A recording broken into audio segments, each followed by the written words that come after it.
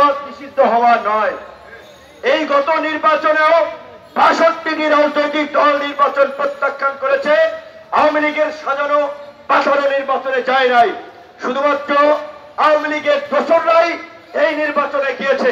আমাদের নেতৃবৃন্দ পরিষ্কার ভাবেই বলেছে, জাতীয় পার্টির মতো সুবিধাবাদী দালাল বরগাছা বাংলাদেশের জন্য ভাইরাস, এই ভাইরাসকে রাজনৈতিক ভাবে নিষিদ্ধ করতে হবে।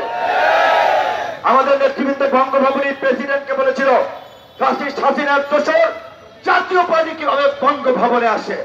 আমরা পরিষ্কার ভাবেই বলতে চাই, কোন ধরনের আলাপ আলোচনায় জাতীয় পার্টির মতো একটা বরগাছা, জাতীয় পার্টির মতো একটা বাঁচাটা মেরুদণ্ডহীন দালালকে কোনো জায়গা দেওয়া হবে না।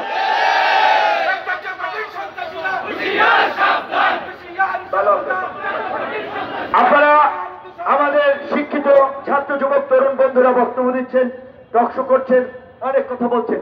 কিছু কথা আপনাদেরকে একটু ওই কথার গ্রাউন্ড বুঝতে হবে এবং সেই অনুযায়ী কথা বলতে হবে। এই যে সালমানের প্রমাণ কিংবা আনিসুল হকদেরকে গ্রেপ্তার করা হচ্ছে, ধানমন্ডি একটি হত্যাকাণ্ড। ধানমন্ডির এরকম হত্যাকাণ্ড মানে অদৃশ্য কিংবা প্রমাণ নাই, এই সমস্ত মামলায় তাদেরকে কিন্তু সাজা দেওয়া ডিফিকাল্ট হবে। তখন কিন্তু আইনের ফাঁক ফোকর দিয়ে তারা বেরিয়ে যাবে।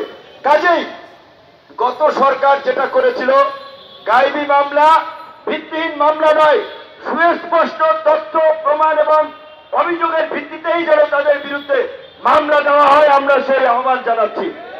একই সাথে বিএনপি, জামাত, বিরোধী দল, নাগরিক সমাজ, সাংবাদিক সমাজ সকলকেই বলবো, আপনারা গত 15 বছরে যে যেভাবে ভুক্তভোগী হয়েছেন, যে যেখানে নির্যাতনের শিকার হয়েছেন, নির্যাতনকারীদের বিরুদ্ধে প্রতিটি থানায় থানায় আপনারা মামলা দায়ের করুন, কিন্তু তথ্য প্রমাণের ভিত্তিতে আপনারা মামলা দায়ের করবেন। আজগুবি গায়েবী মামলা দায়ের করবেন না। এই সরকারকে কেউ বলছেন বিপ্লবী সরকার, কেউ বলছেন অভ্যুত্থানের সরকার, কেউ বলছেন অন্তর্বর্তীকালীন সরকার। প্রকৃত হচ্ছে